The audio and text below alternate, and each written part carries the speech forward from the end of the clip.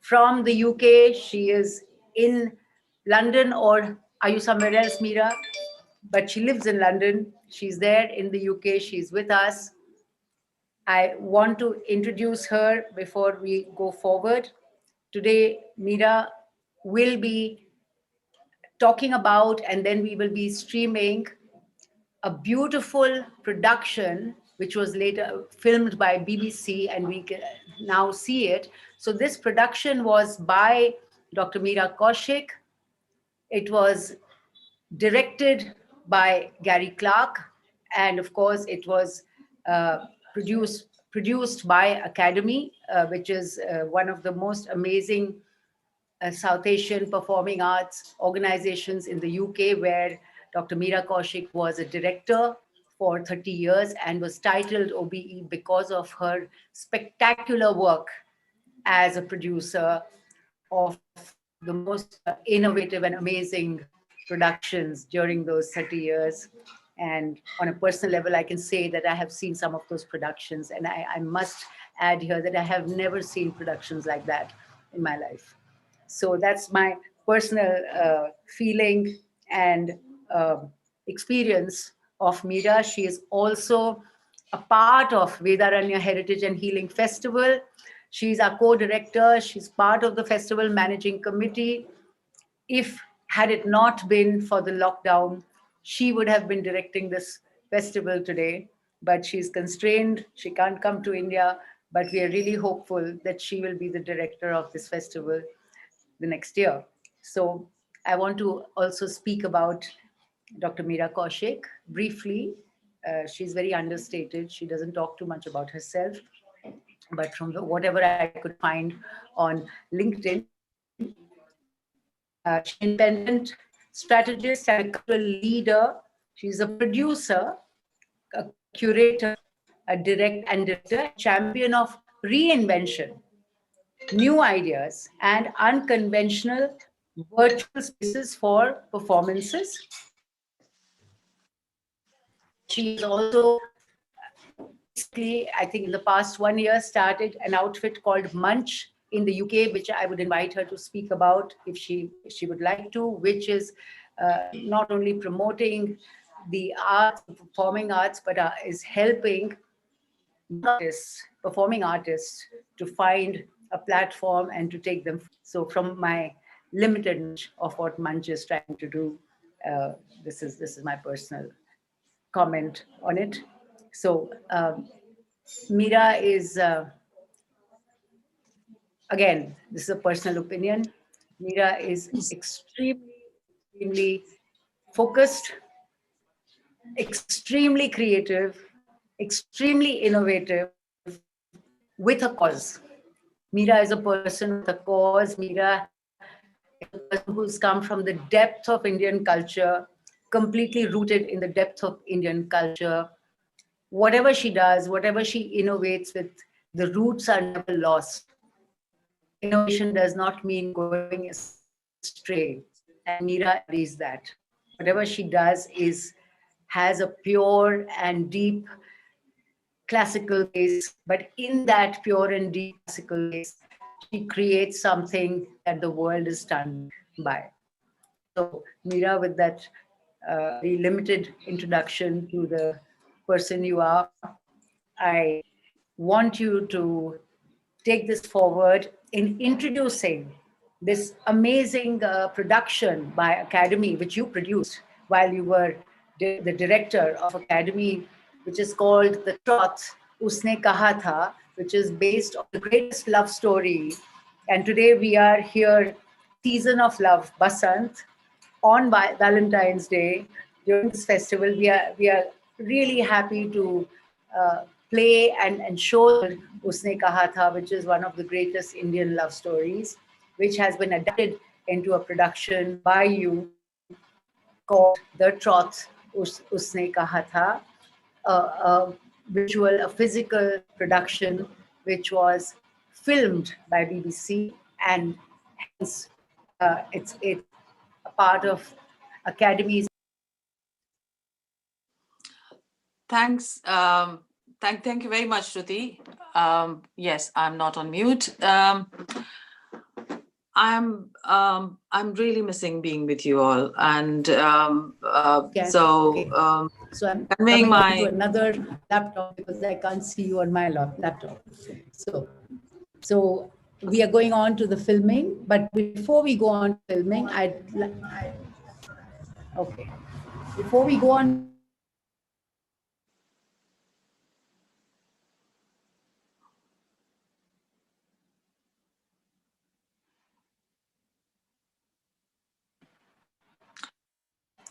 So Shruti, am I? before we go on to the film, I want to now invite Dr. Meera Kaushik to speak about herself, about her experience doing this production, and whatever else she wants to say. So over to you, Meera. Thank you, Shruti. I'm really missing being with you all today. I'm here in London and looking at all the festivities with heavy heart because I cannot enjoy it. But I'm also delighted that Katie, Jija, Aditya, and so many people are around you to give you a hand and ensure that your event is success. I'm also delighted to be presenting The Troth, Usne Kaha Tha, is a story written by Chandradhar Sharma Guleri, actually. And Chandra Sharma Guleri was a resident of Jaipur city.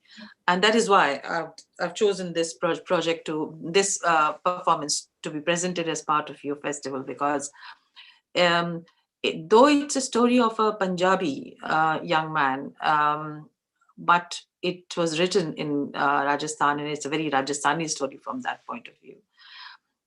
This is a story which is very simple. A young boy meets a young girl 3 times in his life, asks him if she was engaged, and she says, "That, push off." And the third time she says, "Yes, I am actually." He's heartbroken, and the story moves on. 25 years later, he's off to the war, and he goes to pick up his subedar, his boss, and ends up realizing that that girl actually ended up marrying his subedar. And this girl also remembers him and takes a promise from him. And therefore, this story. This is the first Hindi short story ever to have been written in India, and and that too 100 years ago, or more than 100 years ago now. It was written in 1919, actually. And that year also coincided with the centenary of World War, and we had just finished sort of really celebrating the centenary of Indian cinema. So I decided, as a producer and as a director of Academy, I decided to create a show which celebrated all the three things, commemorated, not celebrated, the World War One. But this is the greatest story, and generations of people who read Hindi literature have grown up, reading this story. And "Teri Kurmai Ho Gayi" was a pickup line of Once Upon a Time, and and it's sort of people would remember that very well. In fact, I managed to get a lot of support from the world because people really loved this story. So this was created in UK. It was an Indian story, but created by a contemporary dance choreographer.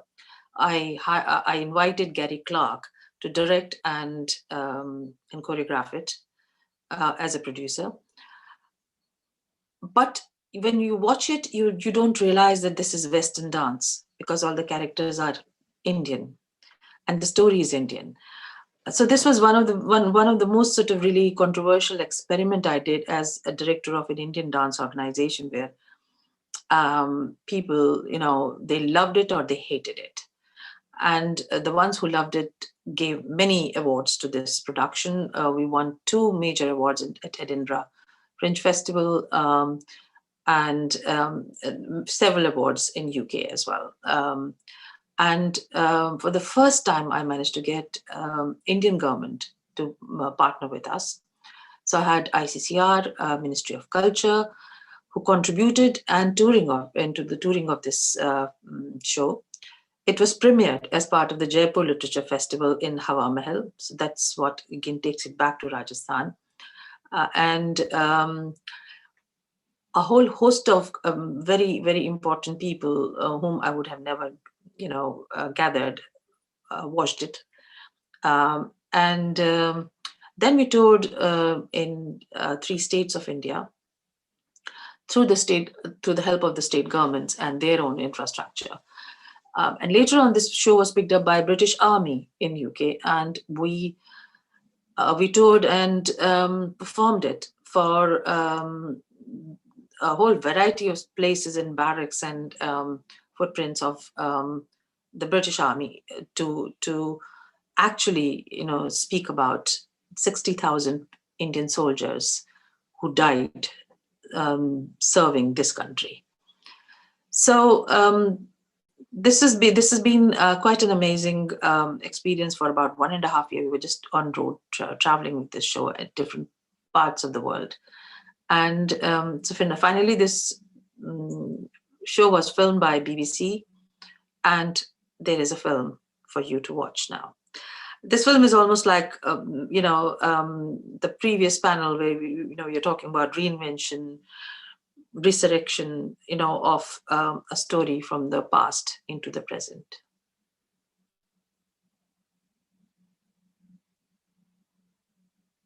Shruti, do you want me to talk more about it? Would you like to talk a little more about it so that it becomes alive for everyone, or would you like us to show the film? It's up to you. I think the film will speak for itself.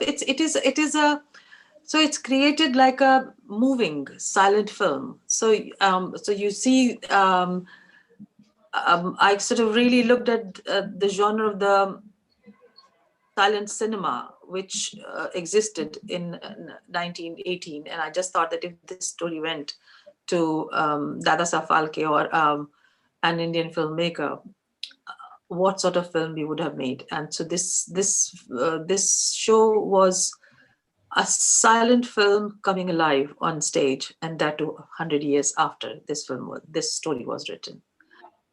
So I think you can watch the production. So production is nowhere close to the real show, because it's altogether a different experience when you watched it live. I must admit that I don't like the film, but if you give it sort of really 10-12 minutes, it's suddenly kind of really, it grows. Yes, I agree. A film of a production can never truly represent the excitement and the intensity of the production, but at least we have something to see, because we can't see the production again. So thank God for that. Yes. And yes, we this look also Sorry, this also has beautiful music by Shrikant Sriram, and you can, as it grows, you see this is a composer who lives in UK, and his work is out of the world, and so everything is contemporary about it, actually. Wow. So we're really looking forward to experiencing that, the visuals, the music, the colors that I know you use to suit the mood. So it's a black and white film, actually. It's a black and white one. Yes. So in fact, I must admit that I myself am seeing it for the first time along with our viewers. So let's see how Meera created the modern representation of this classic Usne Kaha Tha, now in this production called The Truth. Usne Kaha Tha. So we're now with the film. So we'll just have the film up in a moment. Be with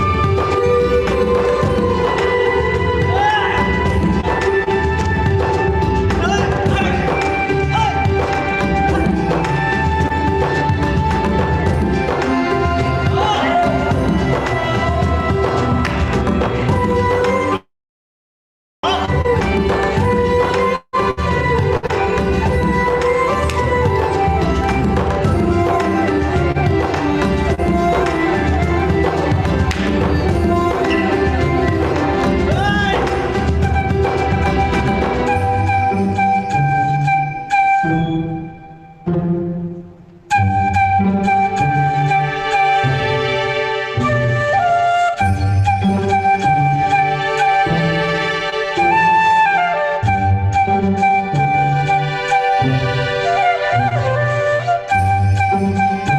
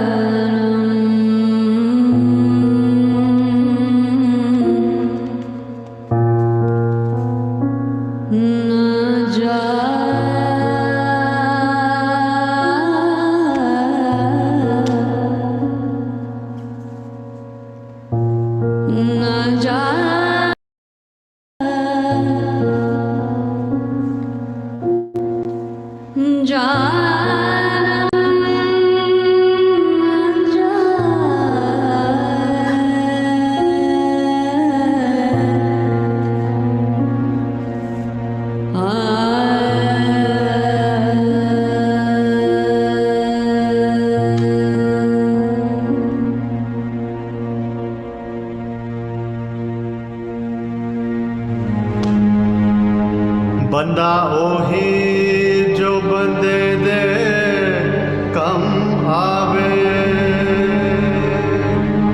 ਨਿਰਾ ਆਪਣੇ ਲਈ ਜੀਣਾ ਕਾਹਦਾ ਜੀਵਣਾ ਏ, ਇਹੋ ਥੀਵਣਾ ਰੱਬ ਦੀ ਦਾਤ ਵੱਡੀ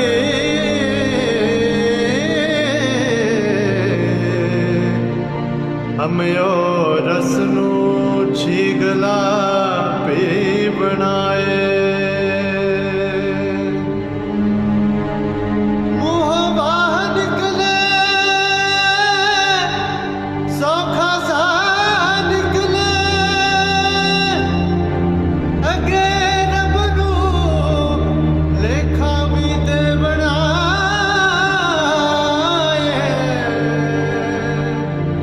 बचन देण सौखे पालने बड़े औखे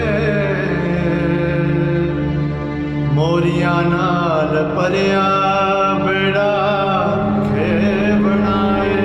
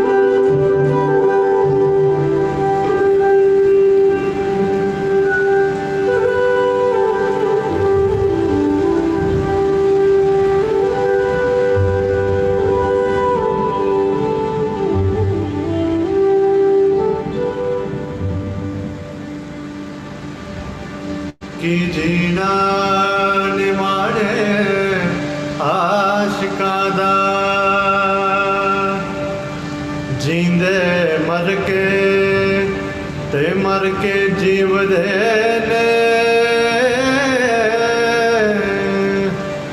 लथे भुख ना ही त्रह बुझदी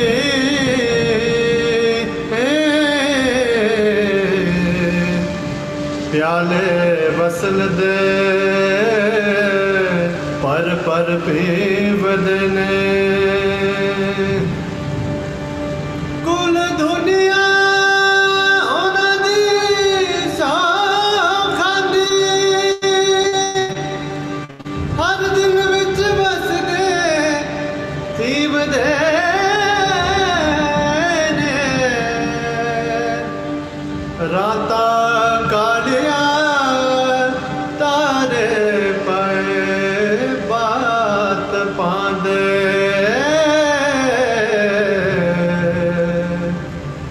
उच्चे बुर्ज लिशकण डूंगी नहीं वदने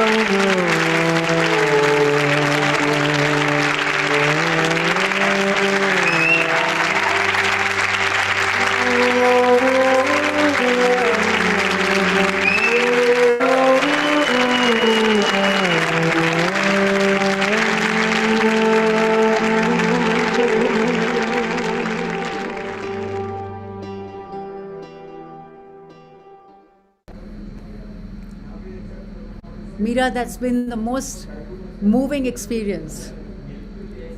And I can imagine how challenging it must have been to depict scenes from Indian history along with a production like that on stage. So I don't want to spoil my experience with inadequate words, but I'd like to invite you to give your closing comments on this film and anything else you want to explain or say to the audience. Some of them have just messaged me as to how moved they are with the film. So, please. You're muted, Meera. Thank you very much. I can see that few people are actually here online watching it. So thank you. I think the two important things which I sort of really forgot to say because this was a couple of years ago, that I worked very closely with Imperial War Museum to source the original footage of the original soldiers who went to World War I, and then matched that footage as the backdrop to the production. So there was a very interesting sort of really combination of real and real, whereas the real was the real and the story happening on stage was actually the piece of fiction. You know, it was not the real story. But the story also sort of was a collaboration between the experts and scholars who had worked on the literature of World War I and who knew what exactly happened in World War I, because we wanted to ensure that whatever we were creating on stage was authentic and as close to the realities of the time. And that sort of was very, very satisfying for us. And our Indian tour finished actually at Rashtrapati Bhavan. And we did presented this whole show to all the VIPs, not all, many VIPs of Delhi who came to watch it. And several people from the current cabinet and President of India, they all watched it and appreciated it. So it was a very, very fulfilling experience for us artistically. And the real interesting thing is that as an organization dealing with Indian dance, we when we created this show, which was performed in Western contemporary dance, the boundaries merged. People sort of, we did not. A lot of time, people who were engrossed in this story did not know where Indian dance or India starts and Britain sort of really ends. Thank you. Wonderful. So I'm afraid since we are running late, I cannot invite questions, though I would have loved to do it. And I know that Madeline here has been quite moved and she would have liked to ask a question. But I think we'll have to let it go for today, unfortunately.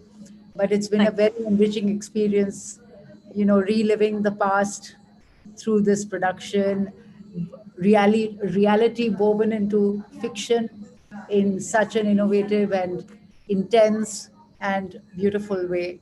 So, Meera, thank you so much. And thank you so much to Academy for thank allowing us to film this.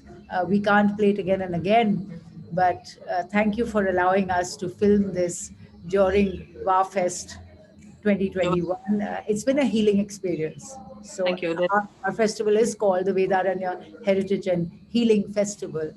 And watching the past, watching the joy, watching love, watching sorrow, reliving all emotions itself is a healing experience. Thank you. And it was only done with 6 artists.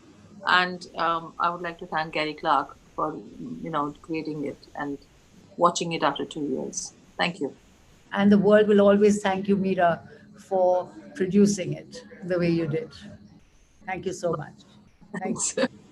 Thank you. Thank Thank you you very very much. much for being with Well, us. see you next year then. See you Thanks. next time. Bye. Bye. Yeah. So we already have all our panelists here with us now for our next session. A very important and significant session today in our effort to understand health in its totality, to understand the workings of the mind, to understand the dilemma of the mind, and to look at some ways from indigenous knowledge, from our traditions, from things we have forgotten from the past, from practices which were so natural in the past, from practices in our wisdom, scriptures, in our local practices, to look at not only Indian traditions, but to look at indigenous traditions from all over the world and see how we can draw from the wisdom and the practices of the past to heal the human condition today. And in that effort, in the Vedaranya Heritage and Healing Festival 2021, here in this blessed, amazing lap of heritage at Ramgarh Shekhawati, I would like to invite you from all over the world to experience this amazing session with people from all over the world.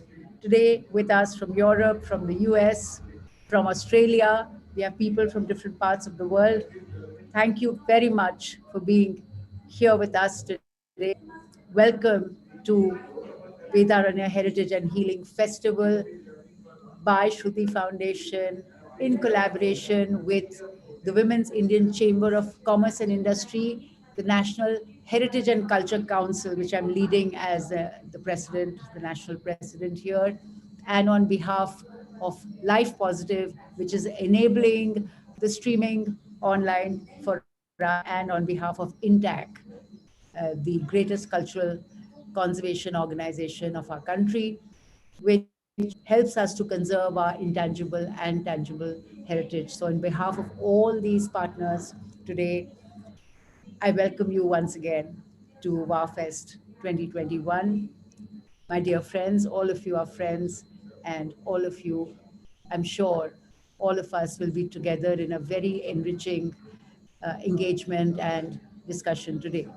So I would like to introduce the panel before we go into listening to our speakers. So, the panel today is about mental health.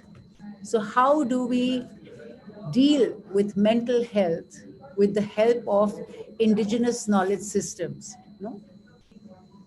How do we improve mental health with the help of indigenous knowledge traditions? How can we draw into our indigenous knowledge systems for dealing with mental health in the present time, in the present scenario, in the present crisis that the world is facing today?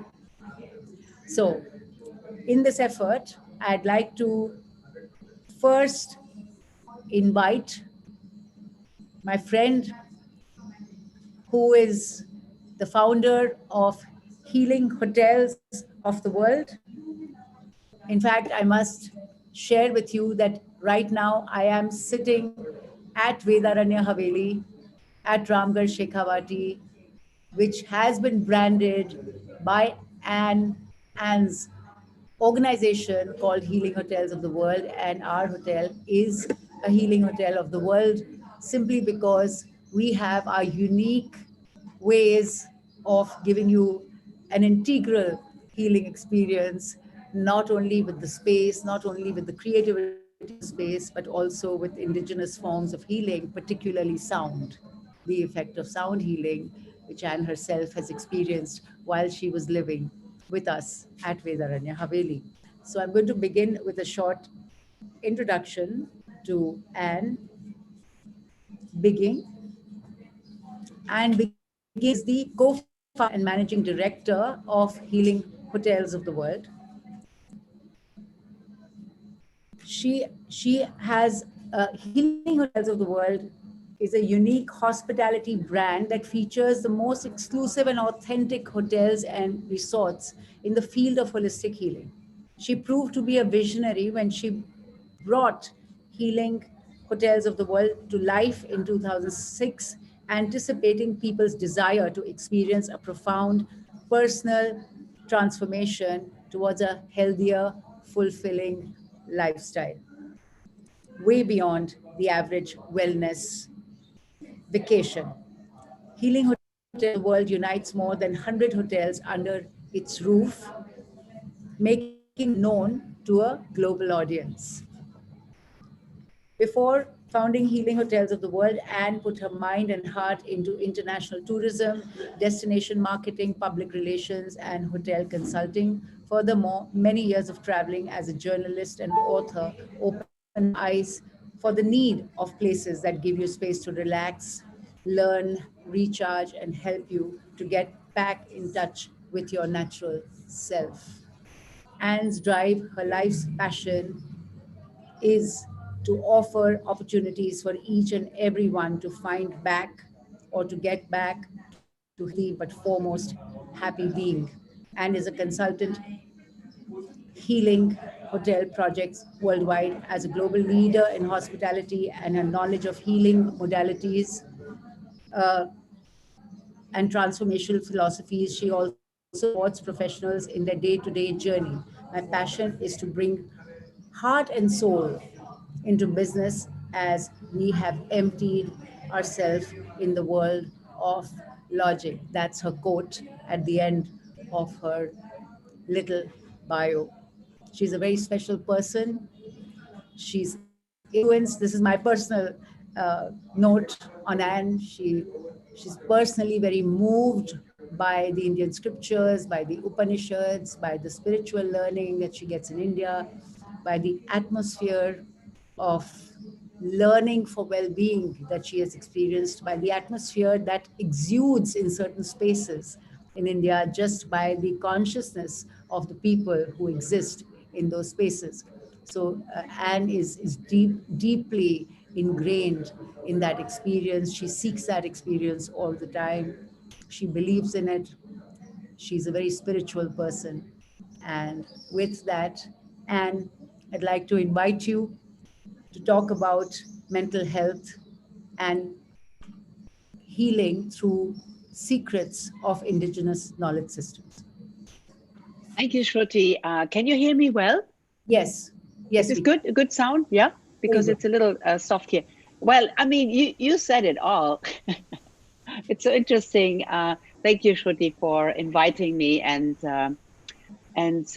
yeah, I think without, I was thinking about this morning, without India, without the ancient wisdom of India, I would not sit here and I wouldn't be here anymore, because I probably would have not been interested to continue my life within a world just based on logic. That's a big something to say. It's pretty big, but I mean it, because I have all my life, I was looking for something which touches my heart. There is living in Germany. I mean, I grew up in Germany. I've traveled the world, obviously, in my life, and looking for something that was important to me personally, and not to the society, but to Anne. Why I decided to incarnate in Germany in the 50s, I don't know, but it happened. So it put me on a search, and also you mentioned mental health. For me, I don't understand mental health in the way probably than the rest of the world does. For me, healing, or let's say even health, starts for me in the heart personally. Because my experience is that if I do not feel something, I mean, feel deep in me, I can't even make a good thought out of it. Hence, my mind doesn't really embrace this properly and work with it. But that's a very personal thing. And today is Valentine's Day, by the way. Happy Valentine's Day, at least here in the West. And the heart for me, I would call it, instead of mental health, I would call it heart health. That would be my solution. Why?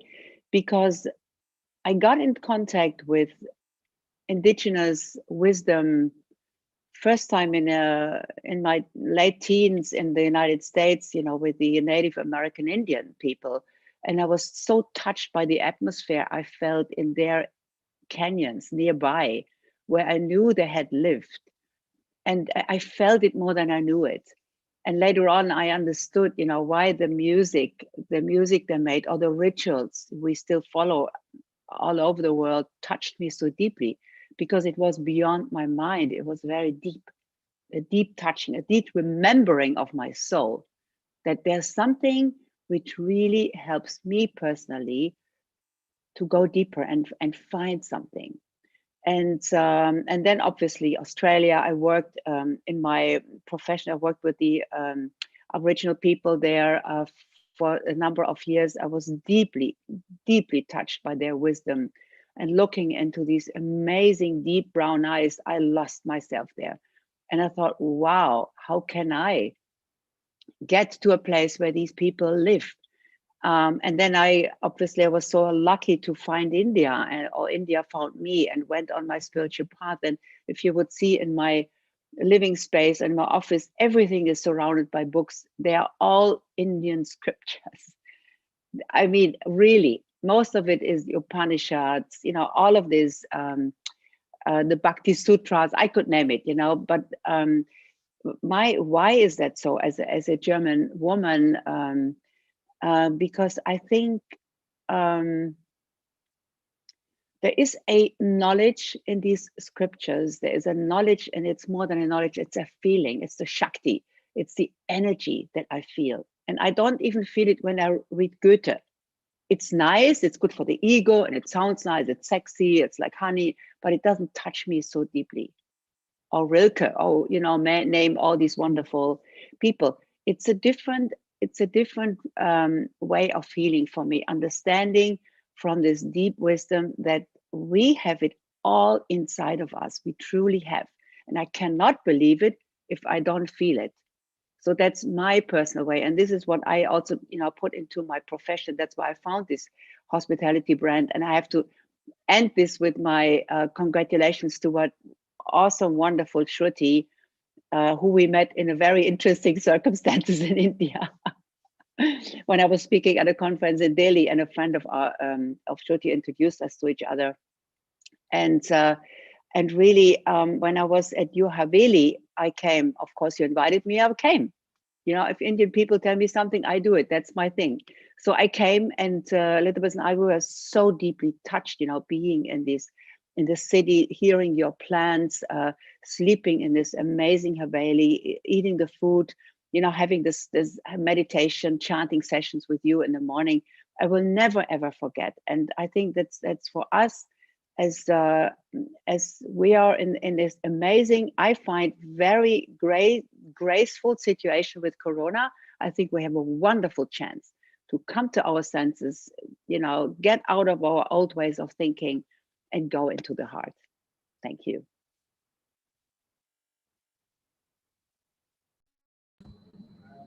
Thank you very much, Anne. Thank you for bringing in the aspect of the heart. Thank you for bringing in the aspect of the heart, because very often when we talk about the mind, we think of ways of yoga, we think of gymnastics of the mind, how can you reorient the mind, how can you think about this, and so on, or technical practices, yogic practices. We think of all kinds of practice. But I agree with you, and I have experienced this in my life, to become humble, to become forgiving, to open your heart to all possibilities, to bend like the wind when the going is tough. Mm-hmm. All these are actions of the heart. Mm-hmm. Thank Key. you. Yes. Without that, there can be no opening of the mind, because the Mm-hmm. mind is not an intellectual entity. The intellectual part of the mind is a very small and a very narrow level of the mind. There are many other vistas of mind which Mm-hmm. only the heart can touch. It's the Mm-hmm. heart which is Mm-hmm. the ocean of your consciousness, and that's the one which actually, like a magnet, draws the positive energy from the universe. So, thank you for bringing Yes. that aspect in. Thank you very Thank you. much. Thank you. So, now we'd like to go on to Hellenique here with us today. And Hellenique, I don't know for a very long time. I've come to know her only recently, but I love her very passionate work with health and healing, but from a different window. She believes in womanhood. She believes in the power of the feminine. And she has brought in this aspect through her movement, which is called Women of Truth. So I'd like to tell you more about Hellenique before we ask her to speak. So Hellenique A is, how do you pronounce your surname? Is it Argiro? Argiro? Yes? Argiru, like kangaroo, Argiru. Argiro. So Hellenique Argiro is an innovative clinical psychologist, a peak performance expert, and a speaker and a change leader. Delving into neuroscience resulted into her pivoting her expertise into peak performance to train and develop thought leaders and paradigm shifters. She has a special talent in integrating science and spirituality, revitalizing education, coaching pioneers, and elevating new style thinking on business excelsior epic female leaders for the future, leadership coaching and visibility publicity services for global female leaders. So she's really working hard to collaborate, to create platforms for women on the global platform, for women who are doing something special, who have special skills and abilities, who have special knowledge. She's bringing them together to create a force that can indeed not only heal the world, but empower the world.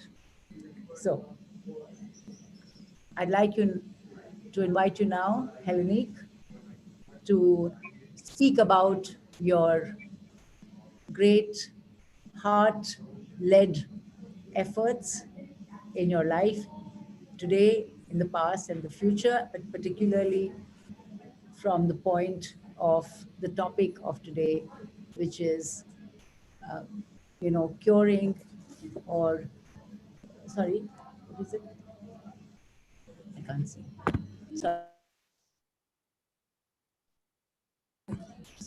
So how do we deal with mental health with indigenous wisdom?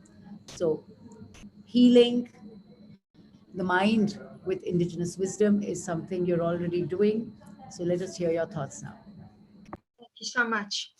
It's such an honor to be invited to be here with you, Dr. Shruti, and all the amazing people on the panel. Thank you so much for sharing the space and for doing it on this very epic day. And the previous presentation, such emotion, so much epic emotion that we are processing at this time in the world. And I think this title is very important for where we are in the world, because a lot of our indigenous knowledge is being compromised, I would say. But of course, there are some incredible wisdom keepers around the world, and I thank them all for all the work they do. My journey began in Zimbabwe. I was born there to Greek Cypriot parents who left because of the war in Cyprus, which is where I've returned to now. And my experience in Africa was very profound. I learned something very powerful about African culture, from African culture, the power of ancestry. And of course, this is something that echoes through many different cultures, but in Africa, it's very important that we honor the ancestors. And very specific rituals are done to do that. So for me, early on, I learned about the importance of those that have come before us. And that carries then the wisdom through time and through many oral and auditory traditions, which were not written down, thank goodness. We could have a transmission of information and knowledge that was both indigenous, but also from a time where there was more harmonization with the planet and with nature. And it was transmitted through vibration rather than through what can become a very left brain technical skill when it becomes written. Not that that's bad or wrong, but it's different to vibrational transmission. So for me, it was very interesting to go through many teachings in the time I was in Africa. Very intuitively and organically, I became totally inspired, blessed, I would say, by this experience of watching a West African drummer. Around my 25th year, when I was studying psychology, I watched this drummer play, which was really at the beginning of this movement of drumming around the world. And I saw him light up and begin to radiate in a kind of field of light. And I had spent many years in my life on dance floors dancing, because I absolutely love dancing. I did 5 styles of dancing, so I've been a very expressive, creative person. But watching this was something very profound, because the detail of the sound that was coming from his drum, but more importantly, the smile and the transmission of joy that he was sending out, and then this light that covered his whole body, was something that I had never experienced to that degree. And I knew it was a communication. I knew that I was hearing something and feeling something that would change me for the rest of my life. And so it did. And I became totally inspired by rhythm and drumming, and spent the last 25 years delving quite deep into ways to use this indigenous knowledge system from Africa in my work. So I became psychologically analytical about rhythm and how it affects the brain, and went into a lot of shamanic work and a lot of sound healing, and studied with some people in Spain with harmonic frequencies and sound healing practices, using vibrational healing in different ways as well. But always had this kind of mysterious connection back to my own ancestry, because I remember hearing certain instruments played in Greek music that were not very common or very familiar, and later discovered that they were actually one of the most ancient drums of them all, which is carried a lot in the Arabian Middle Eastern culture till today, but lost from our Greek and ancient culture. And of course, now I went on a journey to discover that, and spent many beautiful moments in great synchronicity, meeting up again organically with different teachings and different people, and had the privilege to meet one of the women who wrote an instrumental book called When the Drummers Were Women. And this is where I realized that there was a very powerful line of women in antiquity that held this deep teaching of the connection to the earth, and that there were very many of them here in this area of the world around the equator, up into Spain, into the whole Mesopotamian ancient world, into Egypt, Greece, and down into different areas in the Middle East as well. And so the most ancient drum of them all, I discovered, was the first one in an area near Turkey.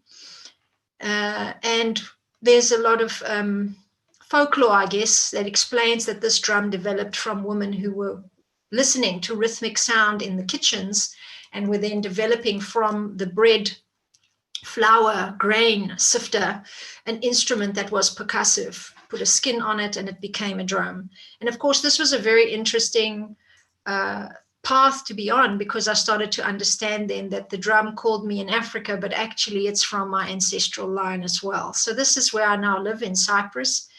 And because of all of this, and the fact that my mother's name is Aphrodite and my goddaughter's name is Aphrodite, this island is bequeathed to the goddess Aphrodite, and there's an area where the myth was born. I was learning about that myth in psychology, and of course all these things wove together for me to really now deeply understand that I'm deeply called by sound and by the indigenous knowledge that sits all the way back in my own Greek ancestry, from Pythagoras and Aristotle and many of these ancient philosophers and teachers who were very integrative in the way that they looked at the world. Only now we've separated out into logic, rationality, progress, a lot of left brain dominance, and we don't really honor this integrative knowledge. So as my career developed, it was very clear that I was wanting to do something about that. And I was very called by the loss of this divinity and respect for the feminine that I think symbolized also our loss of respect for the earth and the harmony that we could have with the earth, and that there was a time in indigenous knowledge systems, and there still are, as I say, these wisdom keepers that remind us, that had that knowledge and that integration. And so my big calling now is to provide opportunities for that to continue on, and to redeem some respect and honor as it deserves.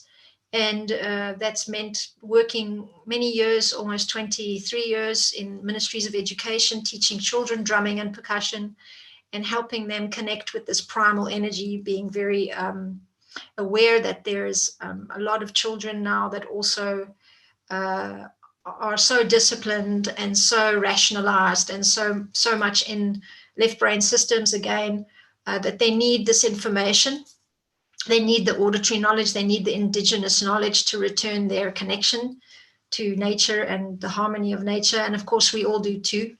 And so we have to invent and reinvent new ways to do that. So that's what I've now devoted myself to, with a specific project with Women of Truth, which is to integrate health and look at how we can connect the dots and stop separating traditional from complementary health, to stop separating gender-based violence from motherhood and chronic fatigue or chronic illness or cancers, that we need to start to look at this whole integrative picture of how everything interacts with everything, and we affect each other in very profound ways. So I'm very glad to have Dr. Shruti as one of our thought leaders for revolutionizing the future of women's health. And she brings her powerful teaching of Nard vibronics and vibrational healing to that conversation. And I'm very excited to see what we all do together. There's amazing people gathering, doing amazing things around the world. So I think we are in the time of energy medicine.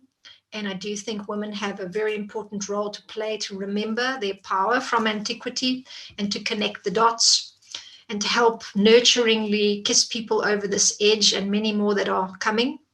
And not to say that men don't have their part to play, of course they do, but it's also just my focus to make sure that we elevate the credibility of the wisdom and expertise that women have always held and will continue to hold, and hold at a very special time in a very special way now. Thank you very much for having me here. I'm very moved. Thank you very much, Hellenique, for your words of experience and wisdom. And obviously, you're speaking from deep experience and your deepest feelings and your deepest aspirations for the future. Absolutely. I'd like to add here that, you know, I'm working at the grassroots. Ramgarh Shekhawati is not a city, it's a town, very fascinating heritage town. Women are very poor here, but they have a world of talent and wisdom and skill. And also they have the indigenous knowledge, which they don't even value because it's not part of a book that they read in school. It's not part of the formalized sector of, you know, coveted or certified knowledge. So they have lost value for what they learned from their grandmothers and grandfathers. And the kind of wealth of knowledge that naturally exists at the grassroots amongst people is quite amazing. You know, every second house, people know Ayurveda. Every single person here knows the science of Vastu. They know how to build a house. They know which side the kitchen should be.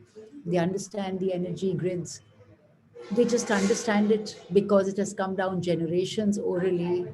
They don't think it's knowledge. They think it's normal. And I love this normal. You know, we've lost this normal in cities.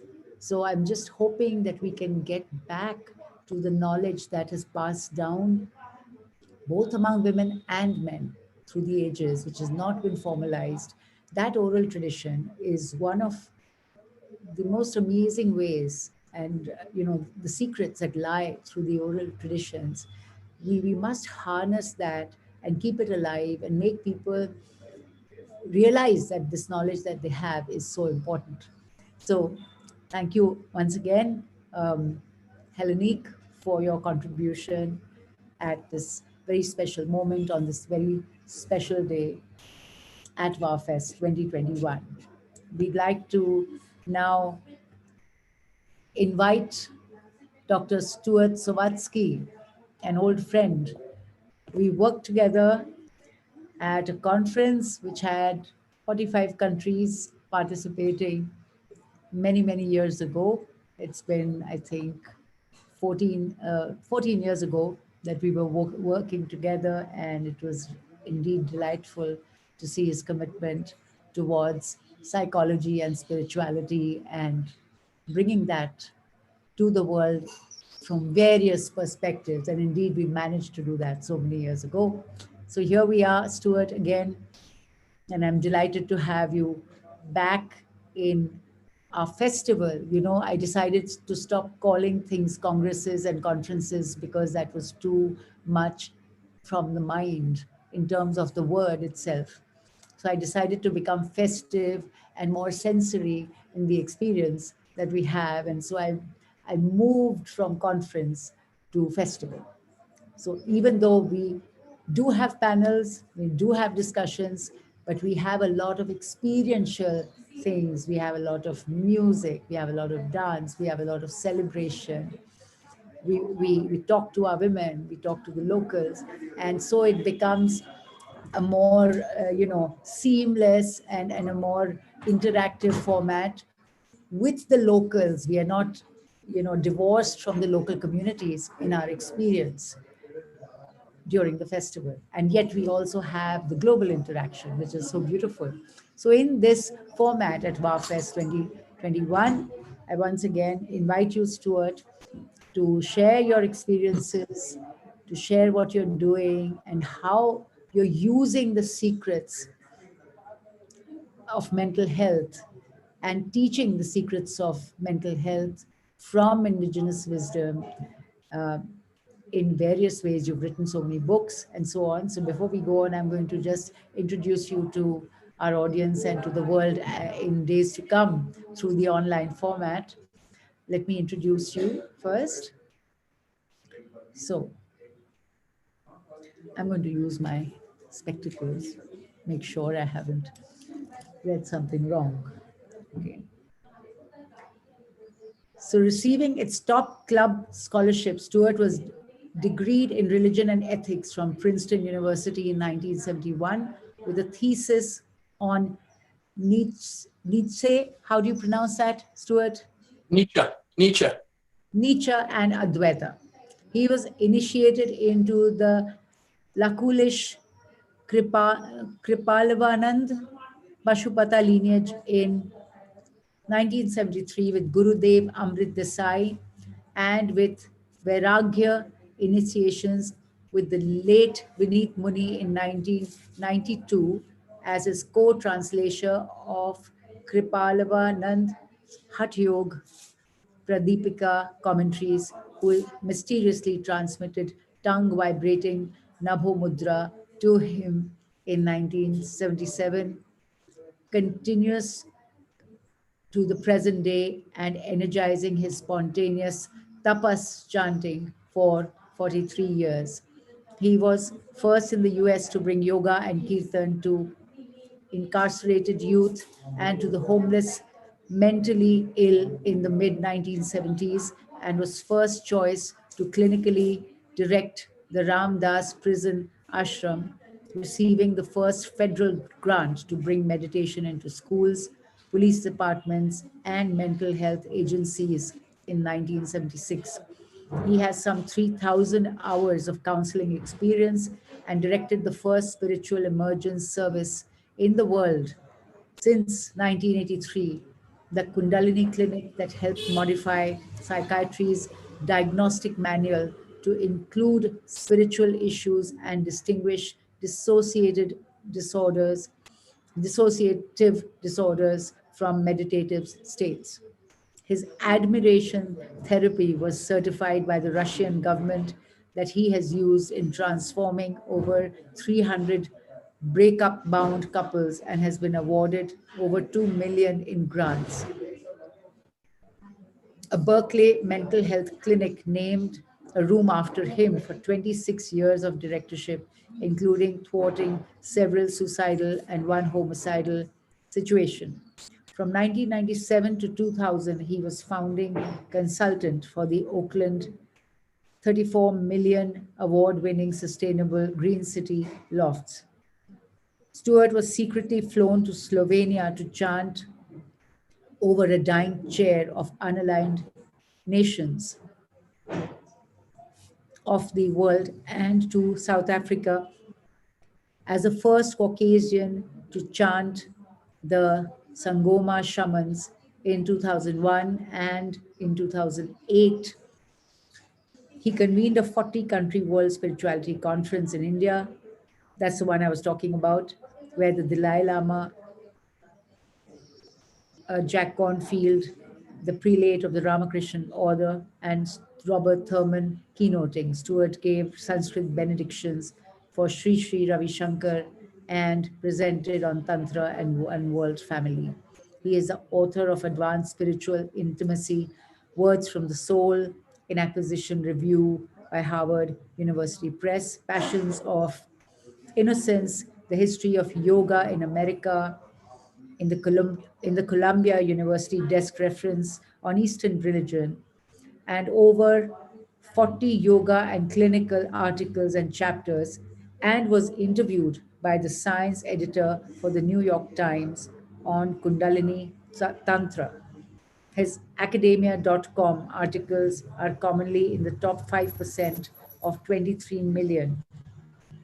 He was chant master with San Francisco band Axis Mundi for 20 years, pioneering cave stimulating electronica for 130 Burning Man community events, leading Kirtan events throughout Europe, India, and the US, with numerous world fusion recordings in the top 20 of thousands at SoundClick. He received the CIIS 40-year Most Outstanding Alumni Award, was president of the Association of Transpersonal Psychology for 20 years, lead inaugural panelist, 13th International Vedanta Conference, co-convener with Robert Thurman for the Indian Wisdom Roundtable, Columbia University, advisor for George Preston's Yoga Research Institute and for John Hopkins University, uh, like uh, psilocybin study, teacher of teachers for Helen Palmer's Enneagram Institute. In 2020, he will lead or he has led Bhakti retreats in Brazil, Romania, Moldova, Spain, Estonia, and Italy. So, Stuart, welcome once again. And I invite you now to speak of the secrets of mental health that you have known, that you have experienced, that you have practiced, and that you have taught to the world and continue to teach the world today. And I know that you're deeply ingrained in indigenous practices, in indigenous wisdom. So I want you to share that with the world today. Well, it's a pleasure, Shruti, to be back in touch. It goes back, about 15 or 16 years when we worked on that gigantic event from afar. I went to India a little bit, but you did all the groundwork for us and introduced me to so many wonderful people that changed my life. And India, as I think the earlier speakers were saying, completely inspired my whole 50-year career. And being on this panel gave me a chance to reflect. I'm meeting you at the end of my 50-year clinical career. And I thought I would tell some stories that will try to give a human feel to this big topic of Indian psychology, which did inform 40,000 some clinical hours where I chose to be in very dire, which is what I call them, situations. Suicidality, divorce-bound couples that are like 1 inch away from the lawyer world of divorce, and a homicidal situation that I was involved in a few years ago, to try to convey, this language we're using of coming from your heart. How do you do it when the chips are ultimate?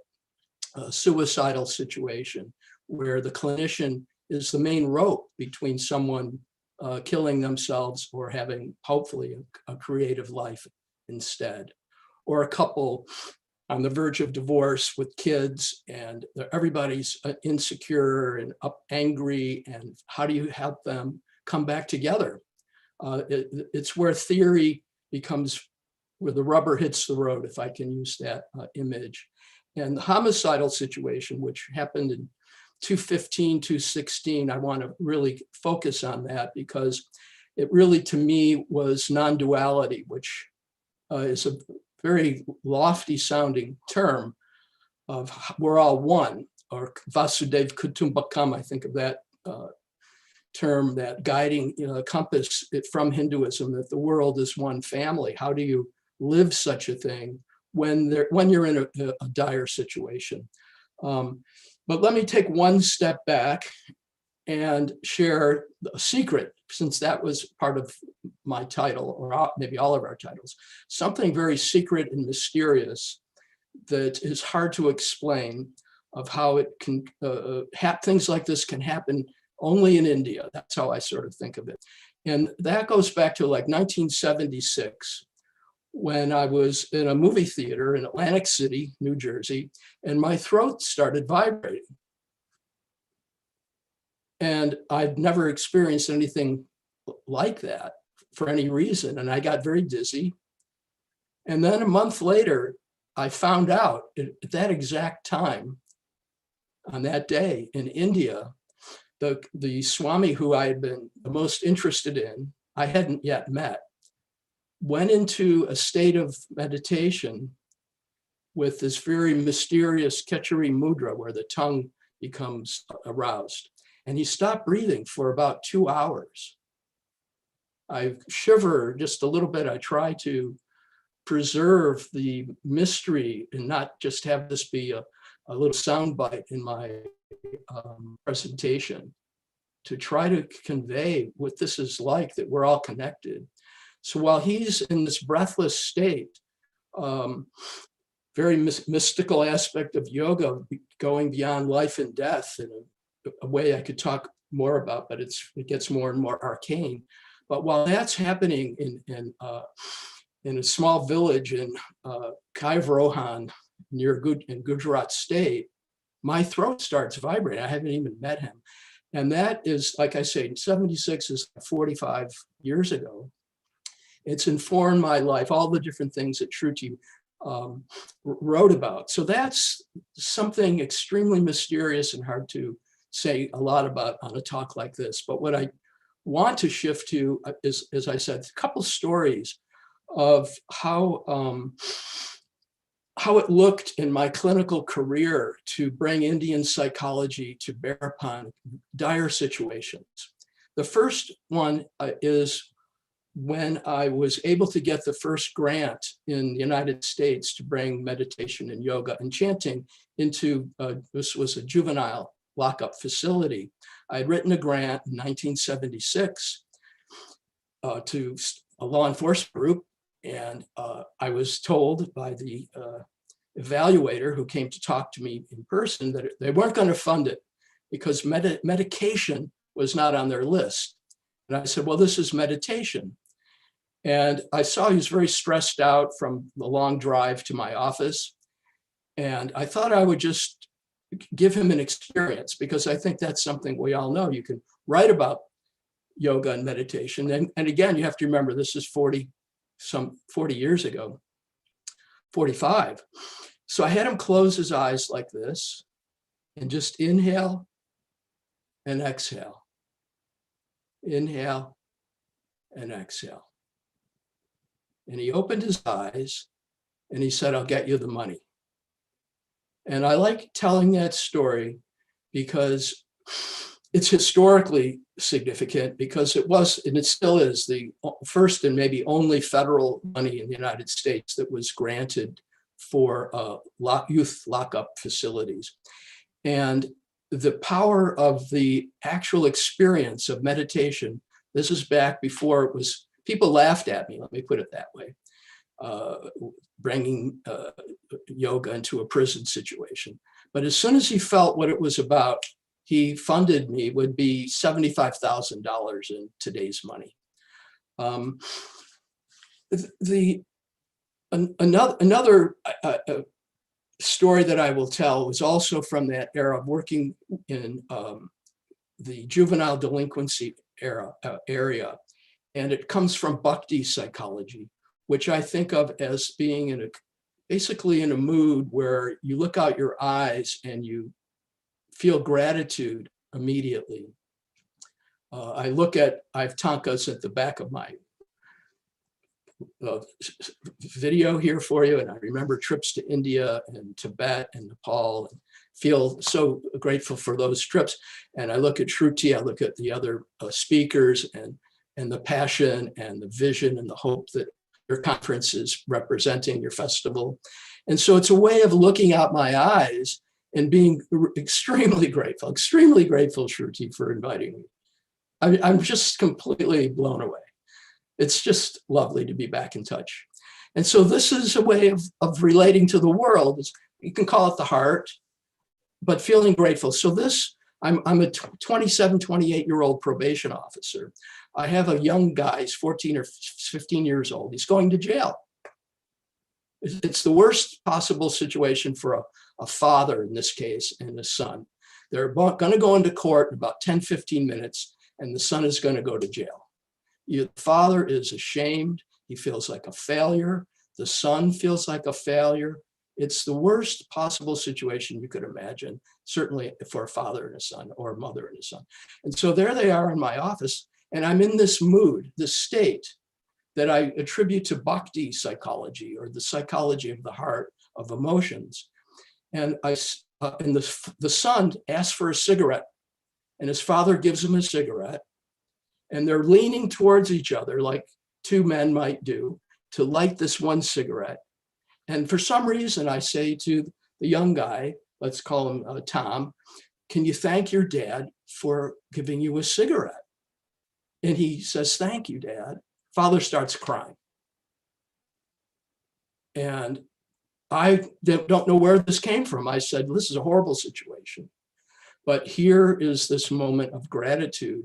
And your father is going to be with you through this sentencing. He's going to be praying for you the whole time you're in jail. Now they're both sobbing. And that moment set in motion the next 45 years of my career of focusing on these very small moments, which is a meditative way of paying attention to people in a very dire situation, and not talking about anger and now you're going to be punished for all these bad things you've done, and the father feeling horrible. It was like this beautiful moment between a loyal father going to be in court with his son instead of staying home out of shame and anger and guilt. So that's how he went to his horrible 6 months of incarceration, with this image of his father lighting the cigarette and this gratitude expression. So that is a very small moment that I hope is packed with the meaning of this, what we're trying to talk about, of Indian psychology, of the appreciation of the soul of people, no matter what the situation. And then I told you about the meditation, how that grant was awarded. Now I'll tell you a third story, which is in some ways, I've had so many difficult and really poignant, and I kind of feel in a strange way fortunate to have been in these really desperate situations. But this was in 2015 in Berkeley, a very liberal city in America. A 30-some-year-old guy made a comment about going to shoot somebody. And this was the time in the US where kids were shooting other children. It was a horrible time for this guy to make a comment about, I'm going to shoot someone. And the clinic where it happened, they wanted to call the police. And I said, no, I want to talk to him. And I spent a whole year meeting with him. And I never brought up his comment about shooting people.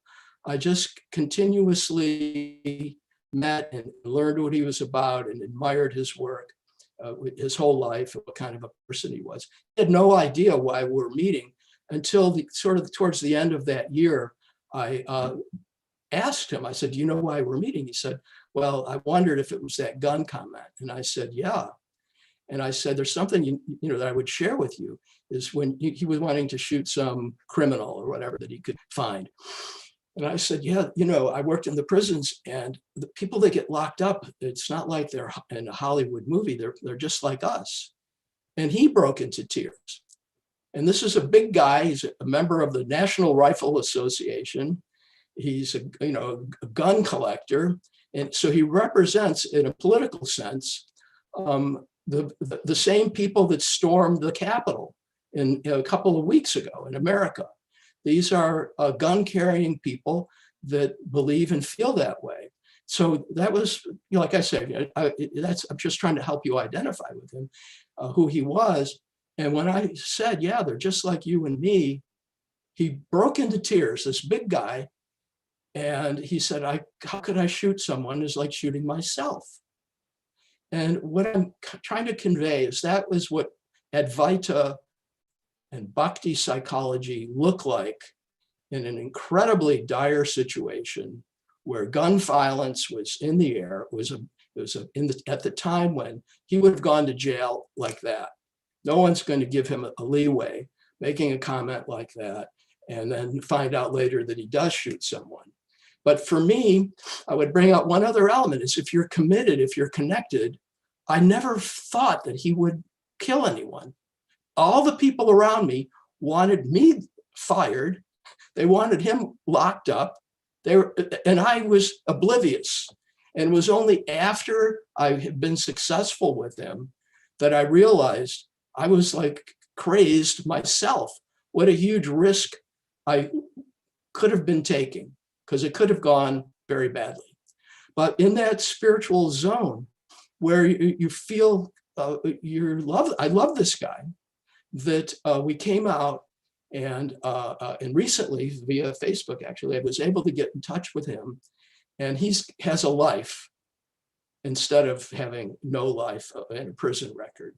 And so what I do, I just try and bring back these three stories to try to demonstrate a little bit about what this heart-centered psychology of bhakti, of devotion, or oneness, of Advaita looks like at a very micro level of one person at a time. So I hope it was helpful. And otherwise, you can certainly read my more theoretical things at academia.com.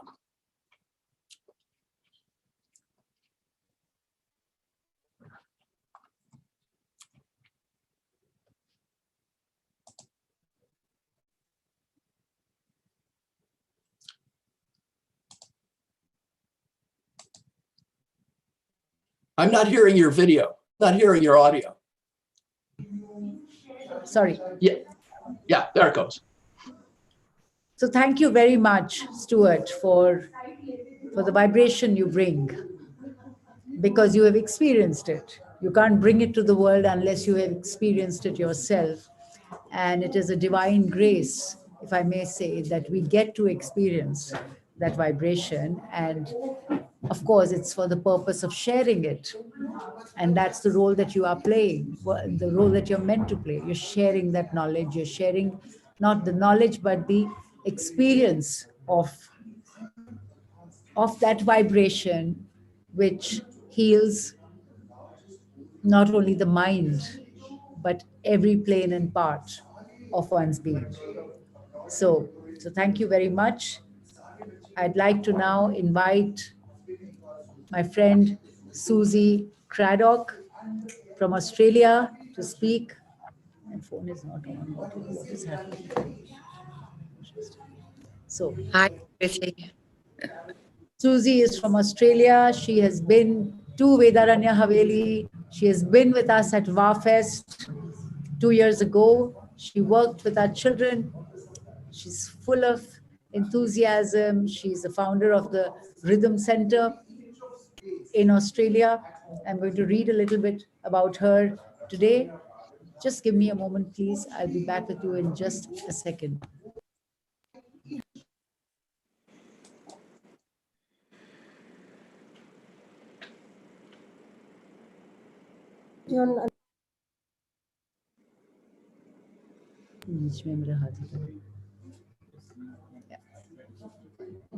So I'm going to read a little bit about Susie to you, introduce her to you before I ask her to speak. Unfortunately, we won't have the time to show your film, Susie, but I'd like you to speak about your work and your experience.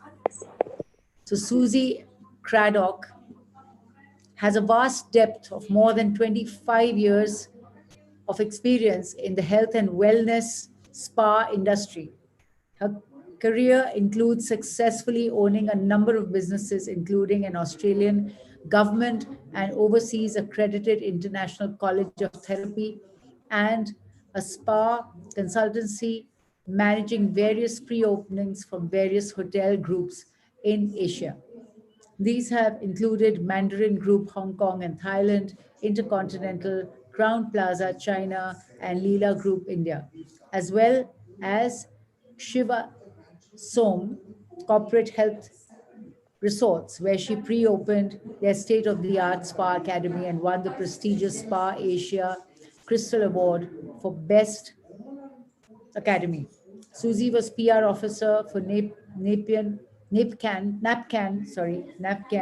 National Association and Protection of Child Abuse in Australia, and served on the Australian Government Children's Advisory Council as part of the Child Sex Abuse Task Force for 3 years. She also served for 4 years as the president of Parents Association of CCGS. Recently, she was on the board of IHWA, International Health Wellness Alliance in Bangkok. Susie has completed her NLP coaching training with Acuity when she lived and worked in Hong Kong. She is a registered 5 rhythms and certified teacher and a dance movement therapist, and founded and designed movement, a breast health and wellness programs for women who have journeyed through breast cancer. Susie has partnered with an NGO for trafficked women and children in Kolkata, West Bengal, India, who use dance to empower lives as well as addressing the effects of trauma.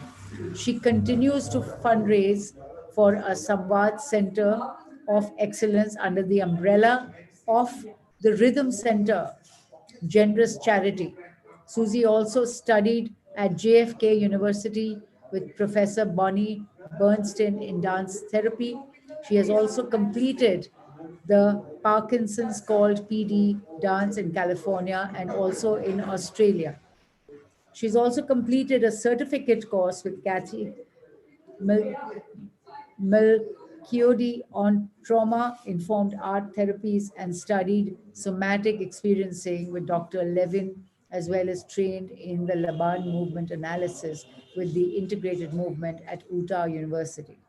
She's also studied with Anna Holprin and is an accredited planetary dance facilitator from Anna Holprin.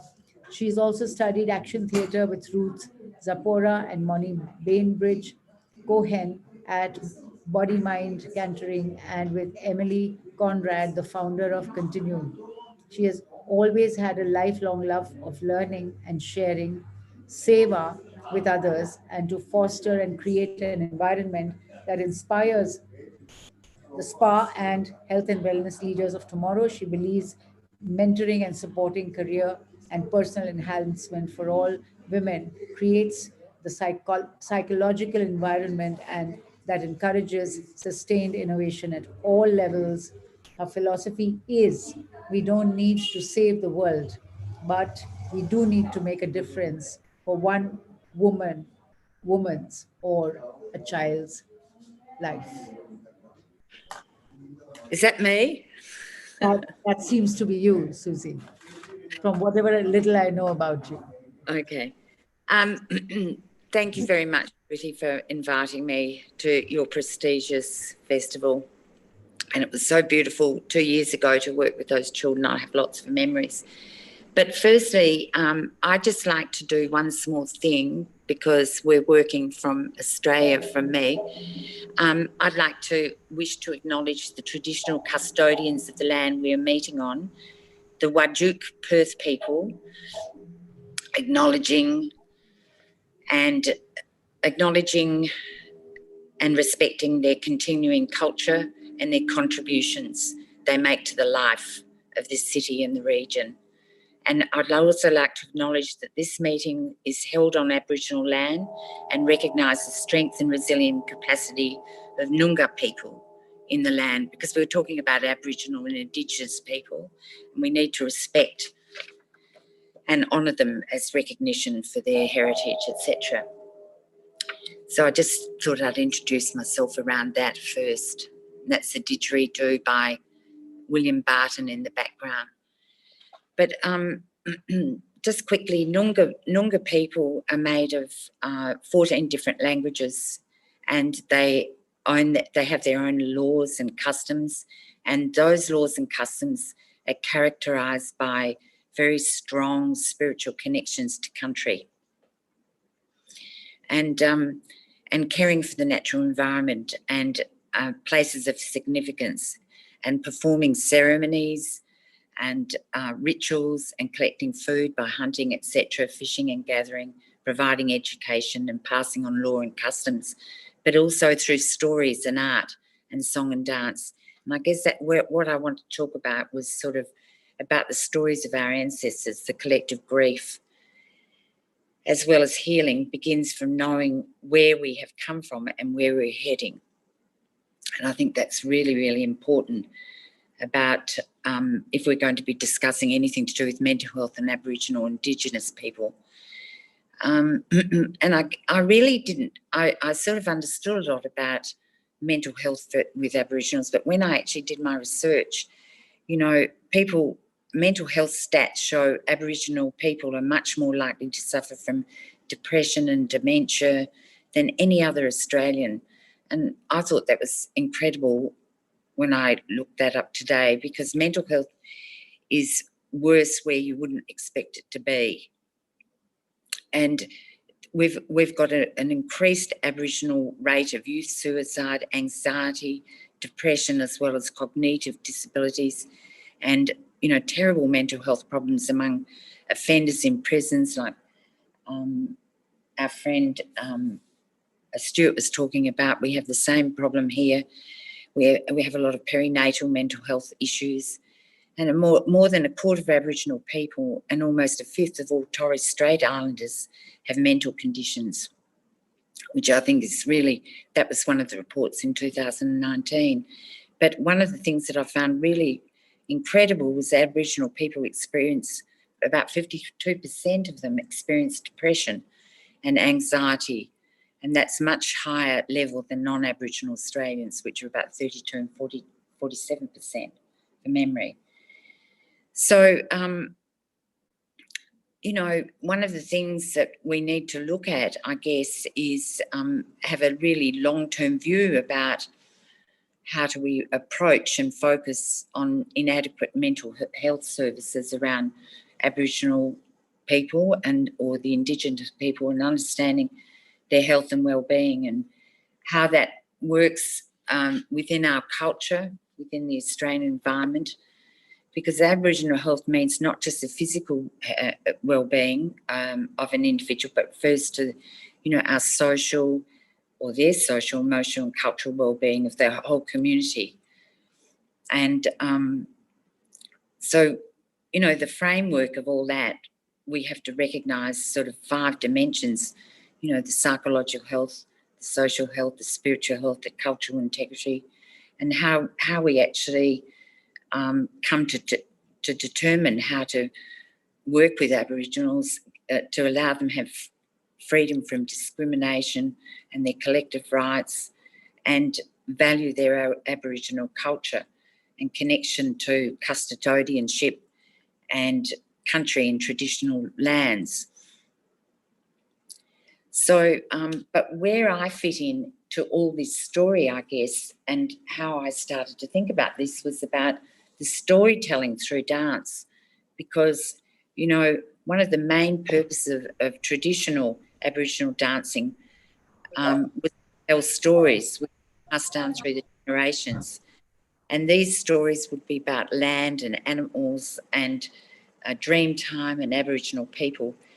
And the stories and dances can be used for initiation processes or to celebrate a new stage of life. And ceremonial dancing and storytelling is very much a large part of coming to age celebrations for teenage boys and girls, initiating them into adulthood. And we've got a wonderful dance company here called Bangara, which I'll go through in a minute, who have really educated us around this area. But dance and music is also a big part of their weddings, like in India, and funeral ceremonies. And it's a way for community to bring tradition and culture into their celebrations. It's very important for us to recognise this, because some dance ceremonies can be gender specific with men and women, and often they have separate traditional dances to perform. For example, there's crane dance, which is often performed by only Aboriginal men. So dancing is often accompanied by the didgeridoo. That's one of the Aboriginal musical instruments. But they also have the clapping stick, and elders often sing along and with their music, but they tell stories about their songs. And members of the communities are really talented in dancing and singing, and can be really well respected. And I can remember actually quite a few years ago, I had an Aboriginal woman, because they call them yarns, came to my place one day, and she brought some sand in, and she got the sand and she spread it out on the floor, and then she told the story of the three little pigs, and 3 little pigs, and how they blew the house down. And it was all based on, storytelling through the sand. It was the most amazing experience.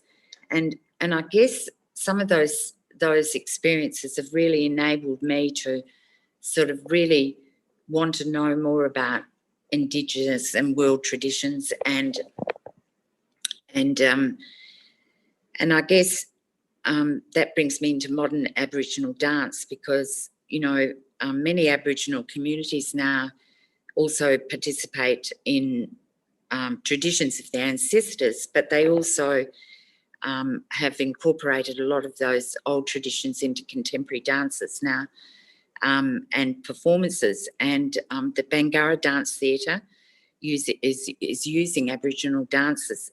You can look them up on the internet, on YouTube. They're incredible. And they talk about the terrain and the stories and the grounding of the land. And they display them in through movements and through these all these incredible traditional routines. And many of these groups have travelled across the world, of course, showcasing them in various festivals and spiritual experiences. But I guess it's a very old culture that we need to really acknowledge. And for me, it's about the stories of life. Our stories are linked. We should link the stories. We should link our stories with our land and our country and our spirituality and with the natural elements. And it then helps us to understand our behaviours, and it's appropriate how we can, sometimes we really have to really acknowledge our bush and where it all comes from, and the flora, the different floras. For example, we've got a lot of wattle out at the moment, these beautiful yellow wattles that bloom. But, we really need to know what those species are and how they are used in unique healings and medicine, the bush medicine. So I think, we need to, us non-Indigenous people really need to have a better understanding of their practices, Aboriginal Indigenous practices, their customs, and how and why they do certain things. And I think it helps us to bring us forward as a nation, because there's, I guess that's how I come back to the 5 rhythms, because 5 rhythms is a movement meditation practice which was started by Gabrielle Roth in the late 1970s. She died in 2013. But that practice drew from Indigenous and world traditions, using tenets of shamanism and ecstatic and mystic and Eastern philosophy, and from Gestalt therapy as well. So, I think it's very important that we really understand what our history is and how we can improve our health and well-being and the outcomes that we want, by really understanding the risk factors and how we're all interconnected. And we need each other. We need each other for mental fitness, and because, for all of us, there's widespread grief and loss. Grief, for example, for the Aboriginals, about loss of culture, about connection, about land, and about areas, about the stolen children, the stolen generation, and the removal of children, when it has put a huge mental pressure on the Aboriginal people and government departments, and through all that there's been this massive unresolved trauma. And trauma is a huge factor, I believe, in Aboriginal health and Indigenous health, and many health conditions that they have up the north of Western Australia. And we all know, if there is unresolved trauma, how much it can debilitate a person and be passed on to the next generation. Loss of identity and culture. When Aboriginal people are separated from their culture and identity, they don't live on their traditional homelands, or they don't know where they're coming from. They don't feel complete. And that's why we have a huge number of young children under 13 in jail. They're separated from their parents. There's a huge amount of discrimination and racism here in Australia with Aboriginals. and and you know, there is a lot of lack of economic opportunities for Aboriginal people. But you know, incarceration, being in prison, has a huge effect on people's mental health, and of course they've got nothing to come out to, a lot of them. So there's culturally inappropriate treatments, especially in the health area. So violence, domestic violence, as well as violence in prison, substance abuse.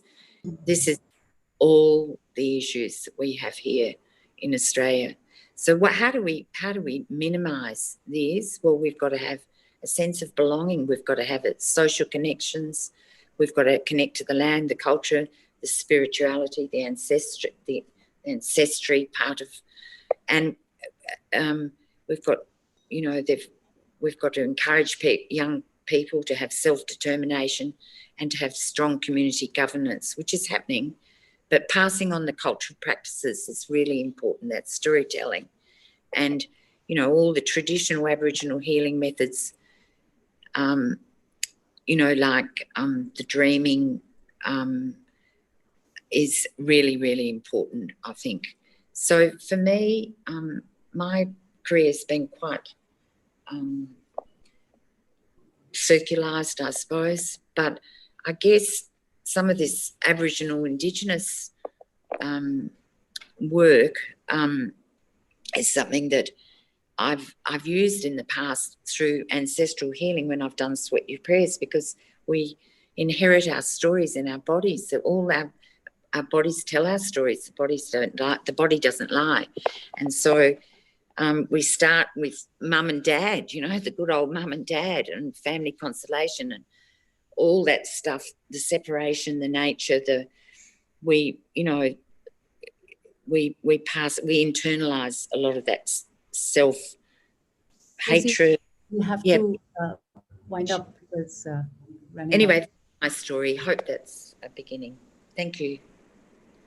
Thank you very much, Susie, for your insights into the practices with the Aborigines, and very interestingly, what you brought up just now, the aspect of dreaming, very, very important. You know, we have to believe in the reality that is not obvious on the surface. And so thank you for sharing all your experiences, all your learnings, and now all your sharings with the world, because I know how much you have traveled in the world and what you know you have offered to people, also to children in schools.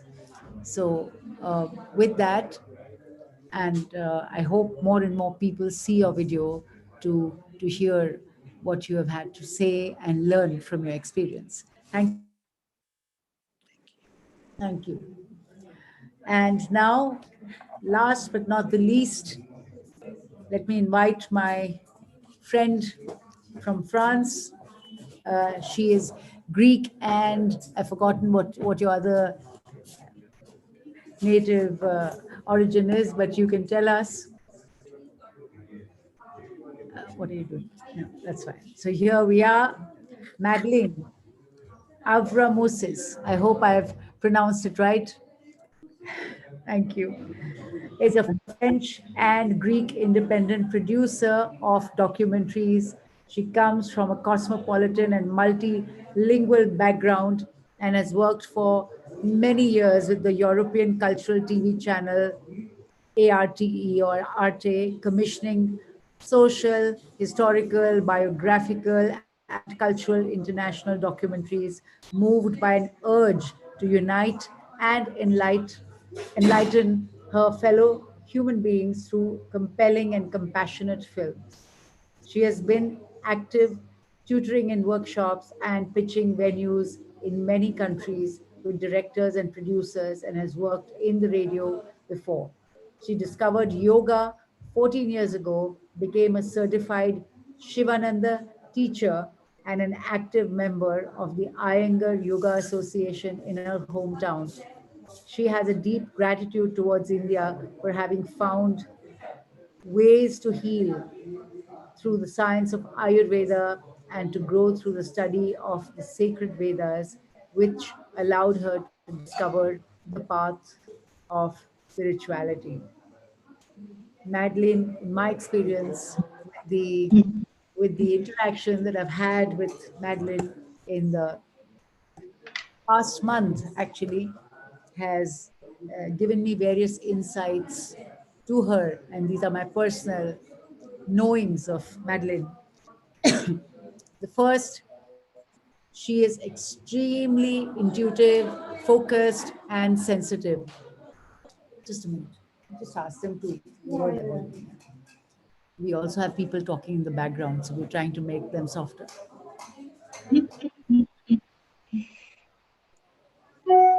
She's been a learner, as you can see from her bio, but she's also very, very focused. She's very intuitive. She has a very, very deep and intuitive grasp of the truth. A person who learns, who knows how to cull out the truth beyond the words.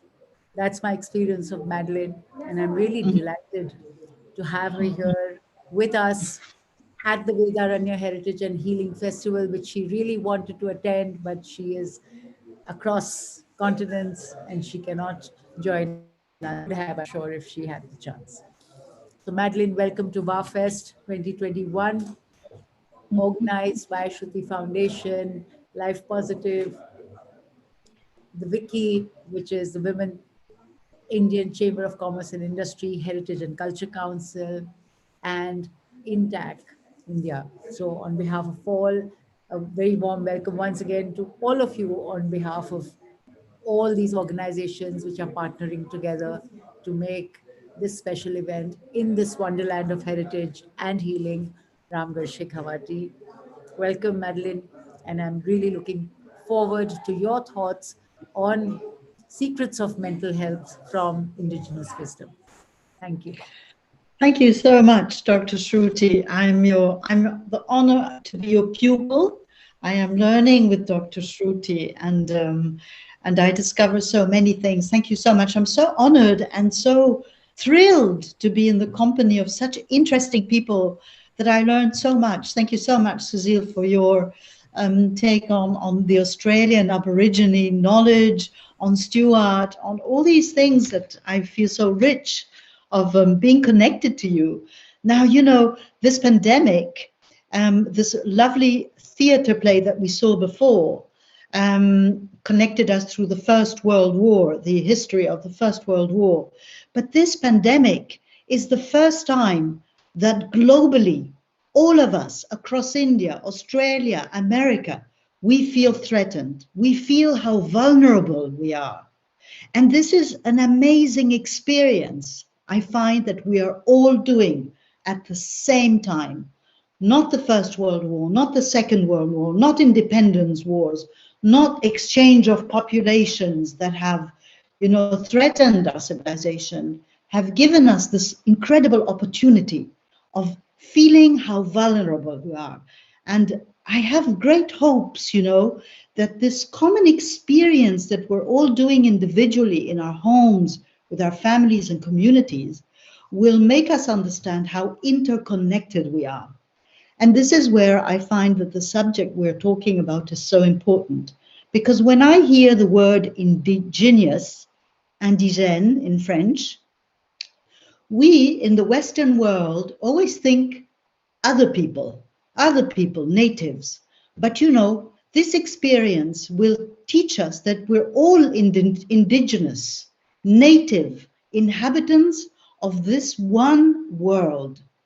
And this is, for me, it's the great, great lesson that we can learn from our ancestors.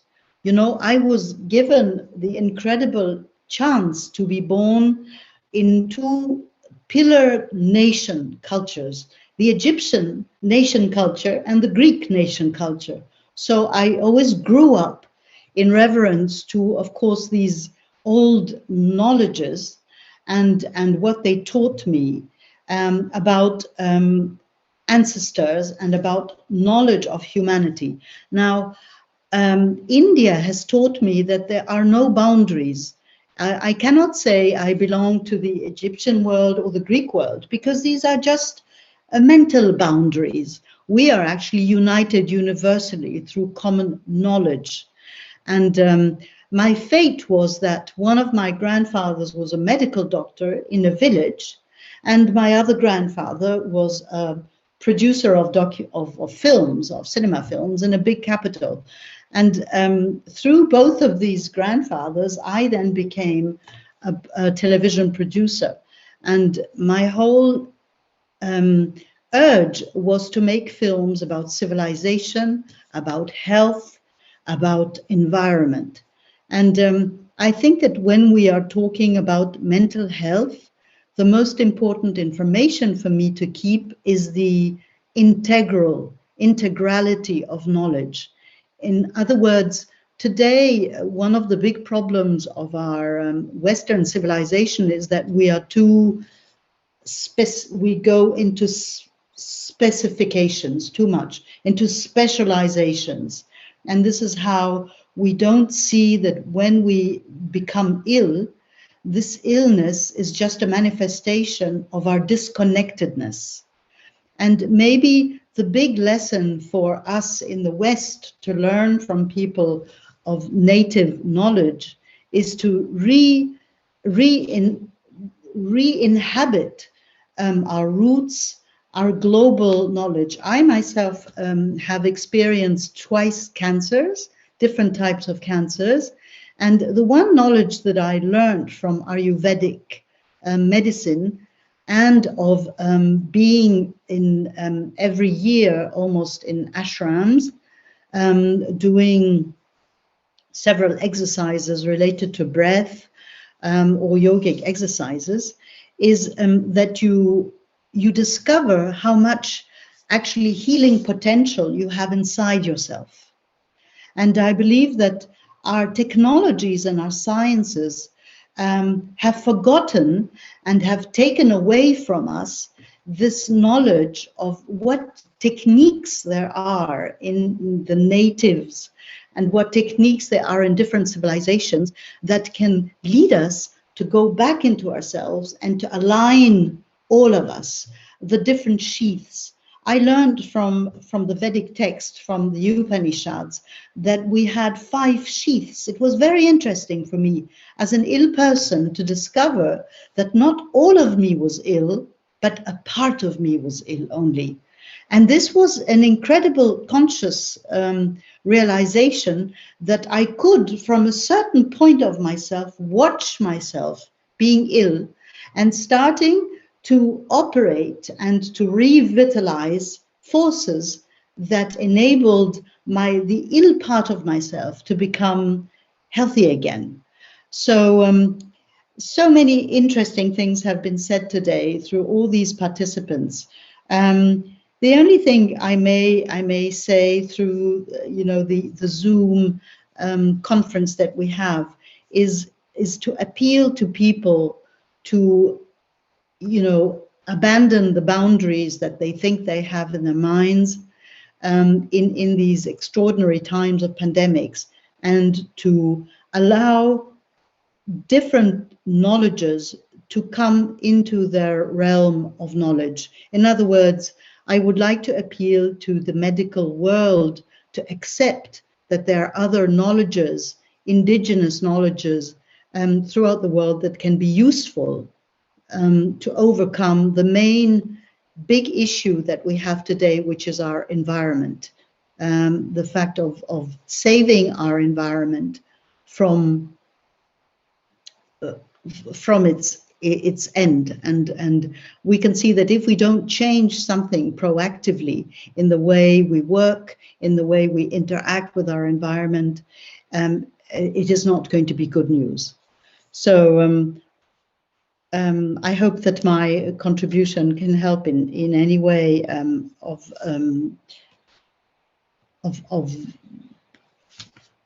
sharing this experience that I had.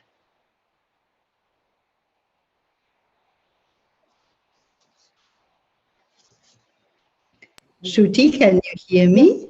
Yes, I can hear you. Can you hear me? Yes. Wonderful. So I think we still have the internet. My lights have gone off somewhere for some reason. Oh, yes. Indeed. Great. You know, I'm working presently on a film about food. It's going to be a rediscovery of how traditional food patterns can be reinvented today. You know, a lot of people today with the pandemics are losing their jobs, are not going to have the means to be able to nourish themselves in a healthy manner.